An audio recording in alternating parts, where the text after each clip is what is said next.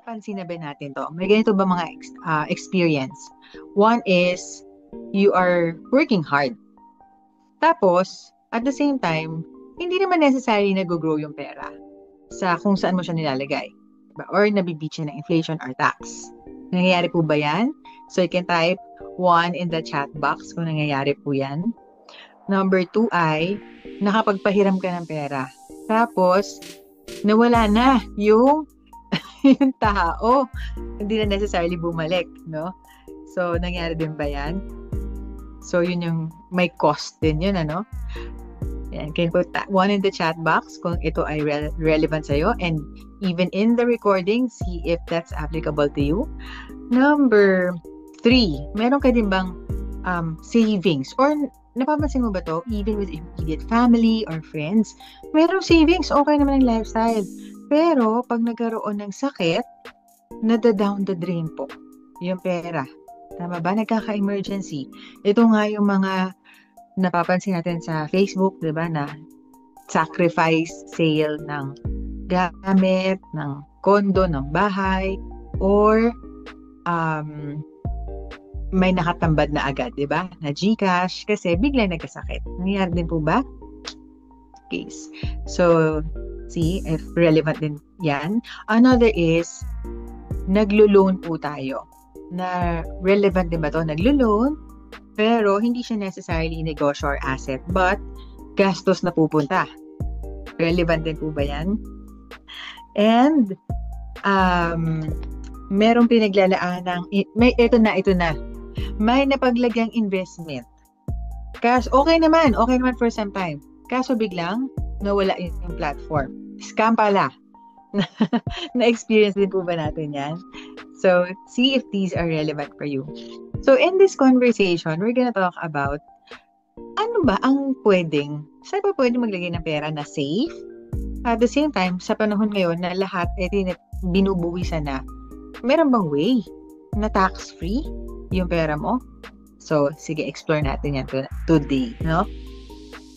So, ang number one expense po natin actually is may dalawang biggest expense sa buhay natin na we are already paying for. May clue kaya kayo kung ano ang biggest expense na yan? So, sasabihin ko na rin, ano? So, you can type in chat box kung ano palagay yung expense. Or in the last year, ano ba ang malaking expense mo?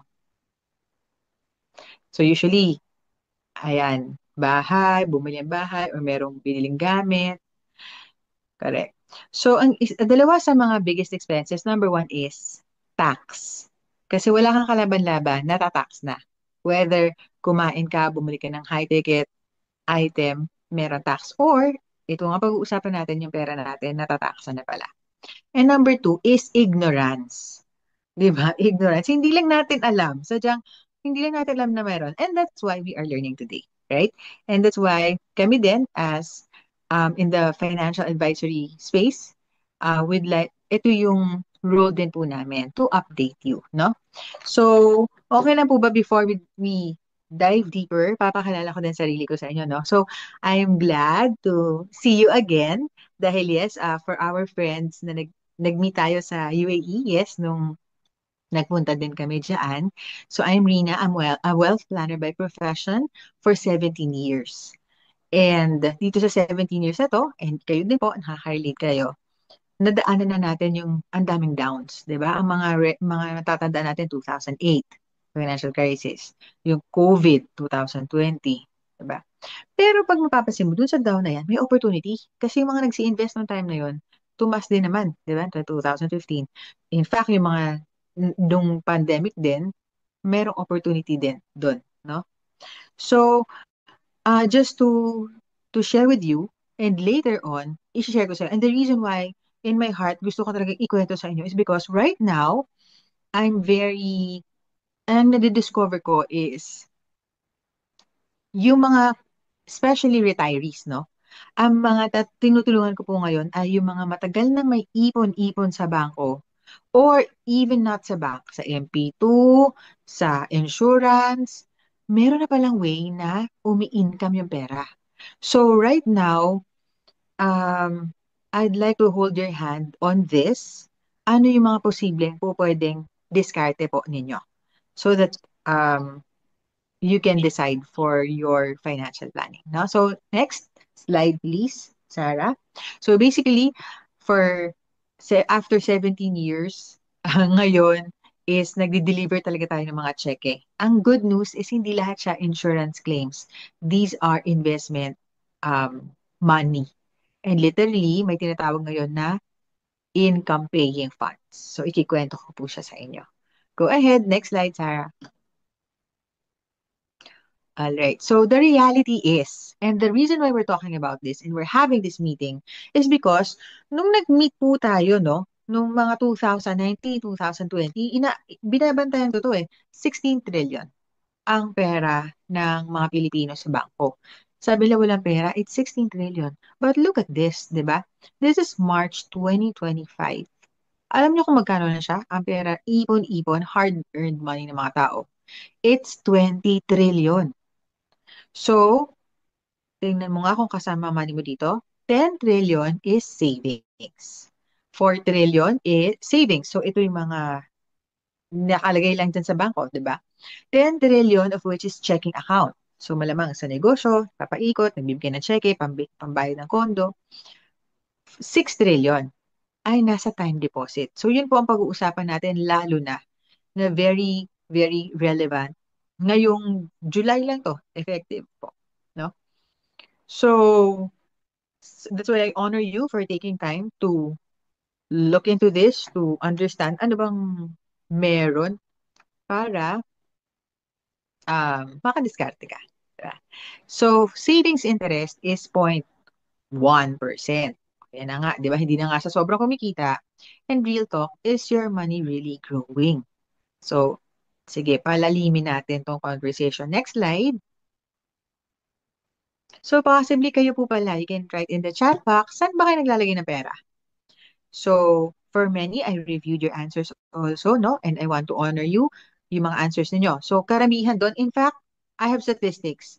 93% ng mga nagsi-answer ay bangko. So, halintulad din po pala dito sa ating result, no, na 20 trillion. So, karamihan, nasa bank din.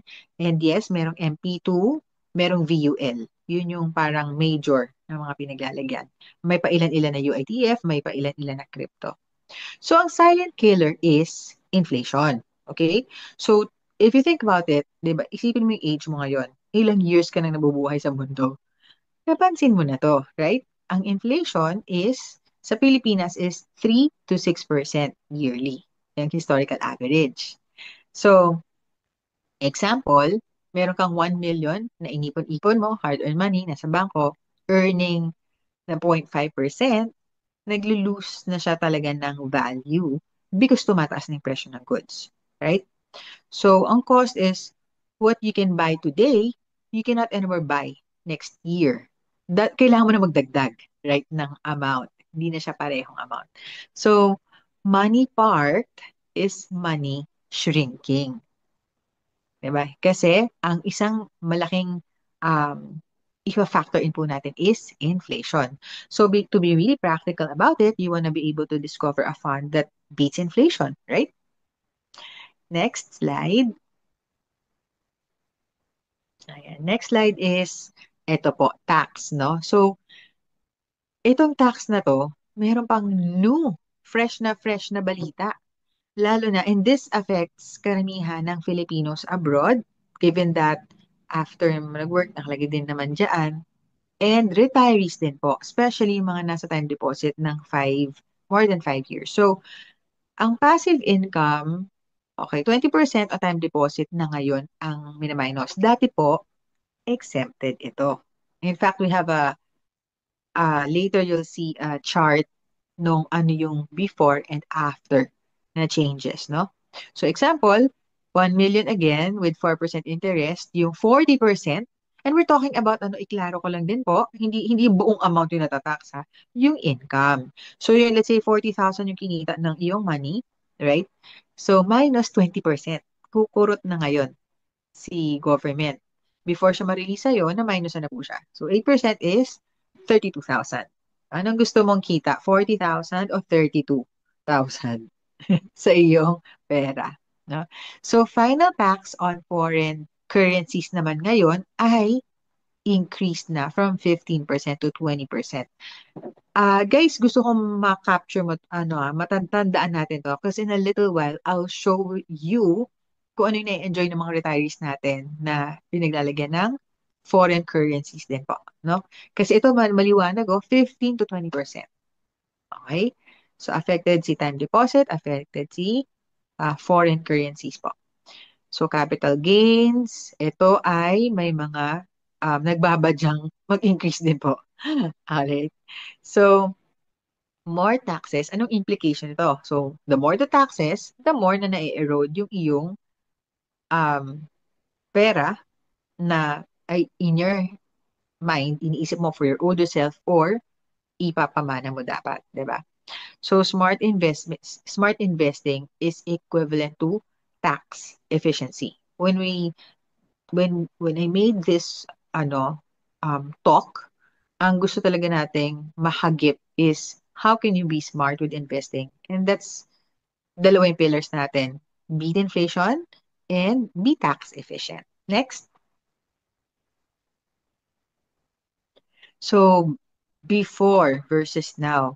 Okay. So, ang evolution ng Philippine financial landscape. Dati naman, in fairness kasi, limited, di ba po, ang investment options.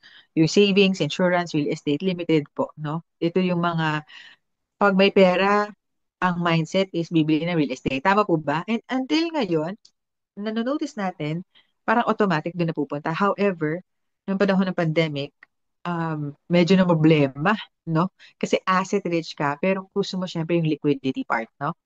So, people hide their money in banks or under the bed. Ngayon po, meron ng kinatawag na global funds. Meron ng REIT, may VULs. So, nung nag-meet po tayo, for you guys na nasa UAE, REIT yun, Real Estate Investment Trust. Nung nag-meet tayo, very fresh po na nag-open yung market for global funds. And right now, you hearing this, we don't want to miss out, update you na meron pong global funds and income-paying funds that you can benefit from. Okay, so accessible to even for retail investors like us na even with 1,000 pesos or $100. So at the tip of your fingertips, um you can actually invest na. All right, next. Okay, pag-usapan naman natin, ano bang cost kung hindi mo iintindihin tong mga to? So, example natin, no, imagine, nagtatabi ka ng 10,000 a month for 30 years. So, kung anong edad mo ngayon, isip ka na 30 years, nagtatabi ka 10,000, 10,000, nilagay mo lang, tinambak mo lang dyan. Magkano yung ipon? In 30 years time is 3.7, right? Million. So, imagine mo ulit. For the same amount, nagtabi ka din 10,000, pero this time, inimpute mo si inflation, right? So, meron tayong 8%. Magkano yung gross ng money mo? Do you see that? It's 15 million, di ba? So, ano yung cost of inaction? It's actually 11 million. So, yung kanina, di ba, nung first part ng ating conversation, sabi natin, dalawa yung cost, major cost na binabayaran natin. One is tax, and the other is hindi lang natin alam. So, we wanna break that and para may empowerment tayo na alam natin na we want to beat inflation. Okay? Otherwise, yan ang cost. Diba? You're paying 11 million for that lost opportunity na dapat nag-grow yung hard-earned money. Okay, is this making sense so far? Okay, is this serving you? So question, if you imagine it, what does 11 million mean for your family? So you can type in the chat box also or i-introspect mo. 11 million? Okay, so yan, sabi is education, ano pa ba? Retirement, bumili daw ng kondo o mga ganyan. Diba? What is 11 million? Pero ako, I'm also excited. Imagine mo ito. And the reason why we're talking about this is so, the next time na magkaroon ka ng windfall money, alam mo na meron kang pwedeng paglagyan. Diba? Tapos, pa-income natin yan. Next. All right. So, it's just a matter, if you look at this picture ng family, normal, di ba? Ilang generations? One, two, three. Sabihin mo na 3 to 4 generations. Normal sila, no? Hindi mo malalaman kung ito bang pamilyang ito ay nag-prepare ba ito ng generational wealth or generational worry. Right? Kasi, for the same 4 generations in one family, yun ang question eh. Itong pamilya ba ito nagpe-prepare ng generational wealth or generational worry? No? So many Filipinos work abroad, build accolades. Do you agree? Ang dami nating letters sa after ng name, build wealth, but lose it too. Ayan. Alam na natin to. Lalo ngayon may social media eh. 'Di ba? Mas na-awaken tayo sa practical na nangyayari. So, people lose it to one poor planning.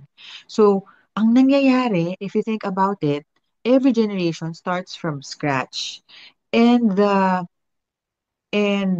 intention of this conversation, and we wanna, parang ano ba yun, bayanihan tayo is, di ba sabi nga doon sa movie, it ends with us. Tayo, it starts with us. Now, we wanna have that awareness na, oo nga no, it starts with us. Yung succession planning ba?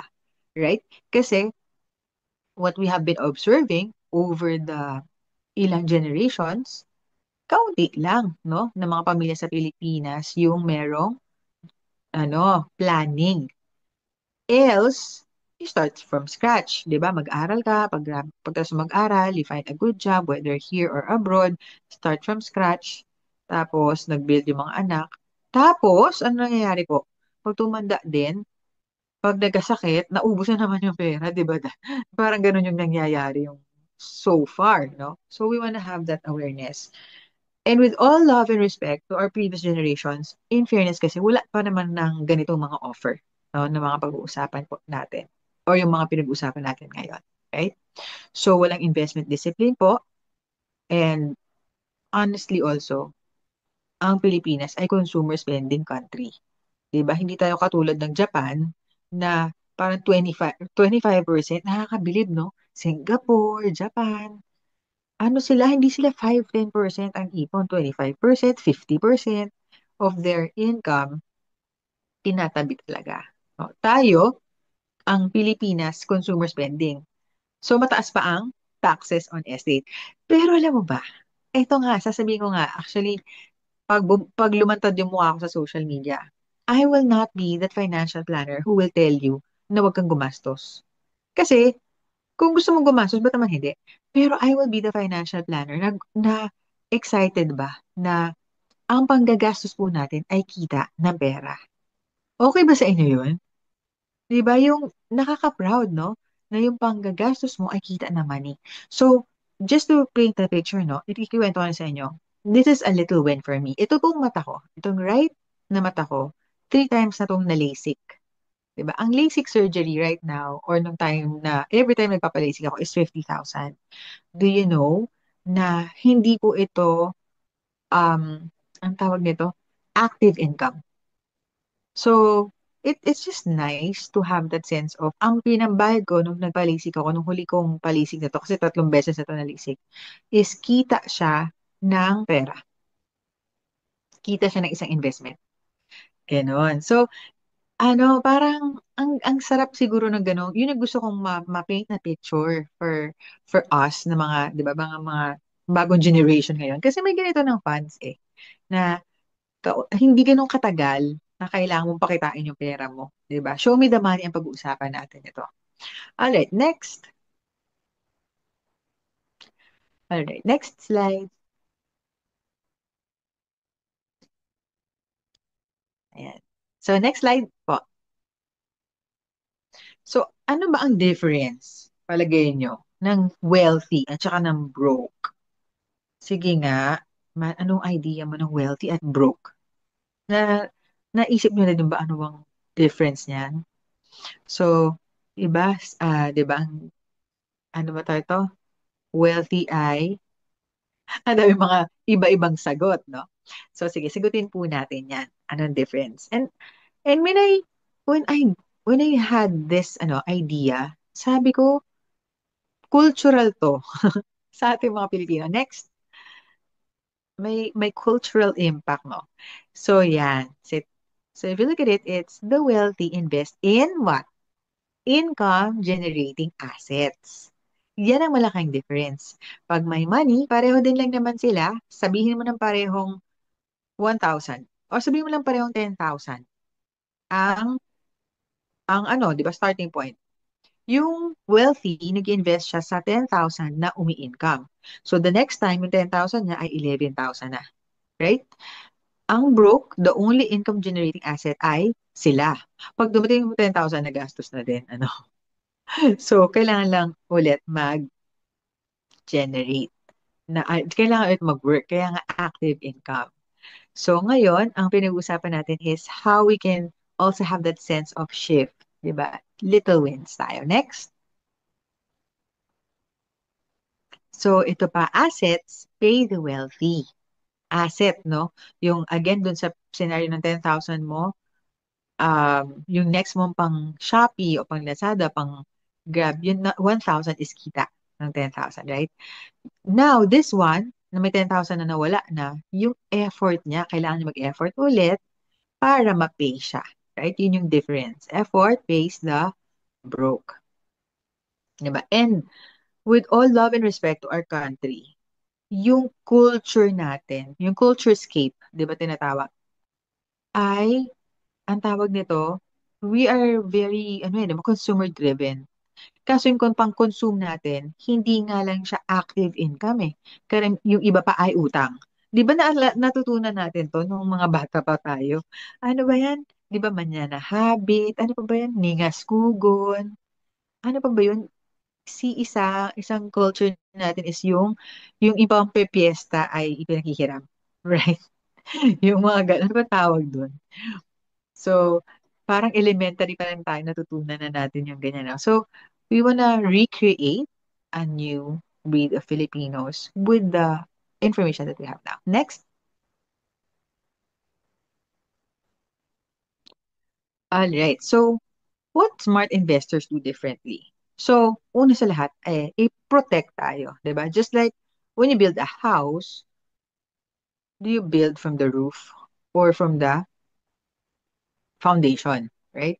So, ang foundation ng stable na financial planning is ang pillars po niyan is insurance, right? You protect your capacity to earn. So, there's the life insurance and health insurance. Very glaring yung information on that. And all of us have our own share of experience, whether sarili po o sa pamilya, sa kamag-anak or Facebook friends, di ba? Na kung walang life insurance o walang health insurance, nagka-crumble. Diba? Ano bang nangyari doon sa bahay? Yung tinayo mo, bagsak. Right? So, kapag yung, yung foundation po ay stable, you have a life insurance, you have your health insurance, then we talk about investment. Ito yung pillars that we're talking about. We fight imputing inflation and tax. And now the opportunity is you can diversify also globally. No? So we also want to optimize tax. Yung even pag-transfer, di ba? Hanggang estate planning tayo, pag-transfer ng money to your next generation. So, ang pinakamaganda doon is to review and adjust annually because times change and plans must too. Next. All right. So, ito, you can, what do you call this? Lakihan na, no? You can zoom it in. Can we? So, money market. Okay. So, dalawa ang major na gusto kong i-share sa inyo. For those na comfortably nasa time deposit, hindi pa nag-invest, sobrang conservative, guys, ito ang gusto kong makita nyo, straight line. Simple. You can simply transfer your money. Sabihin mo na may 10 million ka hahayaan mo ba na yung 400,000 income nun, walang kalaban-labang mamamayno siya ng 80,000, di ba? So, or, di ba 40, so 400, tapos magiging 320,000 na lang. Exactly. So, 80,000 yung mamamaynos. So, ito, you can simply explore money market. It's the very, very conservative um, option or investment vehicle at wala pong holding period yan. Okay? So we can deliver na ito yung halintulad mismo lang kasi ng time deposit po. No? Time deposit, tax ka dun sa income na more than 5 years. So you can put it in money market, 4%. Walang tax. Okay? Walang final withholding tax. Alright? So for our friends, for our senior friends, Filipinos abroad, na sobrang conservative, ayan po, maliwanag. Ayan po, baka makita mo, oh. Since inception, positive po siya. Right? So this goes for peso and dollar. Next. So yung dalawang gusto ko i-add. Ito yung first. Another that we want to highlight is money market ng USD. Di ba nung kaninang slide natin, nakasabi yung foreign currency is may increase yung tax from 15 to 20%? Right? Bakit naman tayo magpapatax? Eh, tingnan mo naman to, oh. Ilipat mo sa Manulife Global Money Market. Do you see that? 0 days na negative returns. If you look closely or if i-zoom in mo yan, maliliit siya, no? Pero ikikwento ko sa'yo, out of 1, 2, 3, 4, 5, 6, 7 ba yan? Or 6? 6 or 7 na mga investment vehicles ng iba-ibang bangko or UITF, makikita mo dito yung kita ng fund. Ang pinakamalaking kita ay si Manulife po, right? Tapos, doon sa kabilang side, dito sa right side, makikita mo yung days na down siya. Siya pa yung 0 days down. Do you see that? Meron tayong mga ka-counterparts na 56 days nag-down. So if you're a person, and we're talking about even if pera to ng kumpanya, right? We're talking about 100 million na pera. You're looking at a safe fund, kaya nga nasa time deposit. You can comfortably put it here, 0 days down, it still delivers, and di ba? Walang holding period po. So, ikikwento ko na rin sa inyo, may actual client, si Manulife, na company. So, money ng company to. Actually, school ito. Every month, 100 million ang pa-sweldo. So, na-imagine mo, for a very, very long time, hindi nila afford maglagay in their head, hindi pwedeng maglagay sa investment kasi 20 days, 20 days lang. 20 days, kukunin yung 100 million, papasweldo, and then 20 days, may pera na naman. How they do it? Well, yun yung system nila, right? So I'm just sharing with you an actual performance. Now, dahil pala sa susunod, isusulat ko, i-send ko dito yung graph, no? But imagine, yung 100 million nila, they let it stay on more than 1 month. Alam mo kung magkano kinita nung 168 million. Kumita siya ng 700,000. And still, na-meet pa rin yung kanilang requirement na, 20 days, kukunin namin yung buong amount, right? Yung buong pera, kasi magpapasweldo. So, ganun po ka-flexible. And the reason why I really, intended to make this conversation, this webinar, is, and even for you na nasa replay, so that it can serve you, that you can comfortably put it. Para siyang bangko talaga, di ba? Ilagay mo, kunin mo, kasi hindi siya naka-lock in po, itong mga money market, right? So imagine mo, 100, just let it, 168 million ang anak ng 700,000. So ang ano po nun is still 4% per year. Okay? So di ba? Di ba? Di ba? Are you seeing a solution here? O yan. So alam mo na yan ha, dito si BH4. Talagang balikan na po natin yung ating mga companies na kausap at ikwento tong magandang balitang ito. Alright? So, kahit very, very short term, kahit wala pang 1 month, walang problema. Money market is pwedeng labas-pasok ang pera. Alright? Next. Alright. So, this naman, ito yung next kung gusto ikwento is the income paying fund. So, ito, sobrang na-enjoy ito ng mga Filipino friends natin abroad. Simple to. 1 million, andun lang siya. Ito, every month may 5,000 income. So, two ways mag-earn, 6 plus 8%. So, for you guys na comfortably naglalagay sa, anong tawag nito? Pag-ibig, right? So, this can also be a parallel solution. In fact, mas mataas pa. Kasi si pag-ibig nga natin, 6 or 7% per year, di ba? Ito, do you see that? May 6% doon sa payout, right? So, may payout siya monthly, whether peso or dollar, and then may kita pa yung kapital. 'Di ba? Meron pa siyang 8% on the capital. So, effectively, yung 1 million nung Philippine abroad to, noong 2022, so nag 5,000 a month. Tapos, 2024, nasa 1.2. Ganon. Alright? So, exciting. Exciting po ba? So, yeah, next po, we'll see actual experiences. So, when you discover these things, you can experience this. Next. Ayan. So, yan. Nakakatuwa po. 'Di ba? Ako po, I really care to share this with especially seniors. Kasi pag nireview ko yung mga portfolio nila, 2010 pa, 2013 pa yung savings, sabi ko, hey tita, gusto mo yung money mo? 'Di ba? Instead na nandyan lang siya, pwede mong pakitain monthly. Free! 'Di ba? Free money. Free pang mall, free pang kape. Tapos, protected ng insurance, pwede. 'Di ba? Nung ni-restructure namin, mas mataas pa yung kanyang insurance coverage. So, walang talo, 'di ba? So, ito makikita mo isa dito, dollar, yung isa naman peso. Ano yan? Walang mintis po yan. Ayan. So, meron tayong income paying funds, global multi-asset. Next. And ang kanyang risk ay moderate, hindi siya high risk na fund. Ayan, next po. All right. So your choice of financial partner matters. So most of you here, you are Manulife policy holders and Manulife investors. We'll just review. Next. I-review lang natin yung iyong pinagkatiwalaan ng money or ito as a financial partner. And next slide, please. So Manulife is global po ang reach, no? So it has a very strong presence across the globe, serving more than 36 million customers. And by the way, I'm sharing this with you as a policyholder and as an investor, ha? So kanina nakwento ko sa'yo na yung pa-opera ng mata ko ay investment kita.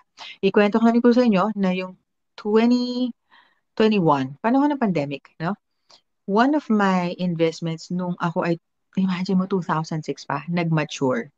So, I'm sharing this with you as a happy customer, as a happy policyholder that ang galing, no? Na nakaka-deliver po talaga si Manulife. So, no 2021, height of pandemic, meron nag-mature na policy po. So, it's a blessing. Next. So, it's serving more than 36 million customers worldwide. In the Philippines, it's 1907 pa. So, it's wholly owned subsidiary in Manulife based in Toronto. And dynamic team of financial services professionals. Ang office to is in Makati. Next. And pag umuwi po kayo, if you're abroad, you can also visit, ha? Sabi lang kayo. And ito po ang kanyang market capitalization right now. If you look at it, ito yung malalaking companies in the Philippines, di ba? You have the SM, the Ayala. So, makikita nyo, ang market capitalization ni Manulife is 2.8 trillion. What does it mean for you? What it means for you is may pera. Di ba? Siya, malaki ang kanyang capitalization, malaki ang kanyang value. Ibig sabihin, ito kasi yung value that the company pays kung bibilin siya. So for example, si SM, think of the 80 malls ni SM, kailangan magbayad ng 1 trillion ng kung sino man yung bibili kay SM. Right? How about BDO? Kasi some of your money maybe nandyan. O, si BDO ay, ano to? 800. So, 1.8 trillion, right? I-add mo pa si BPI. Magkano to? 600. So, 2.4 ka na, right? Kulang pa tayo. Isa pa, Ayala. So, do you see that? Four companies combined, SM, BDO, BPI, Ayala, when you combine them, ma-imagine mo, yun yung financial strength ni Manulife. It's 2.8 trillion pesos. So, is it a good review for you? Nakakatuwa, di ba? Kasi, nako-confident ka ba? Nare-remind ka din ba? Next. All right. Especially we're talking about, 'di ba? Susunod retirement nyo na, ganyan. So next step is review where your money is, understand your inflation risk, tax exposure, explore po natin anong mga funds and opportunities that you have for you, especially specific to your timeline, kung kailan kayo, let's say kung you're abroad, kailan kayo babalik na Pilipinas, or if you are in the 40s up towards retirement, right? So, makapag-strategize. Next. All right. So we're getting towards the end of our talk today. Has this been of value to you? So, ayan, money left. Final thought is money left idle today is a missed opportunity tomorrow, especially in this landscape na madaming opportunities. At the same time, lahat ng walang kalaban-laban sa bank ay tax na po, no? So build your generation wealth now, not next year, because again, wala namang holding period. So if you're ready to evolve, we can definitely book a call. What I'm going to do is send ko lang dito din sa, ay, don't worry, I will send it sa email nyo. I will send you, together with this recording, yung link so you can book a session para makapag-review po, and also the link for investments, and also how to help you set up itong UITF po online. Okay, next. All right, so thank you so much for joining us today.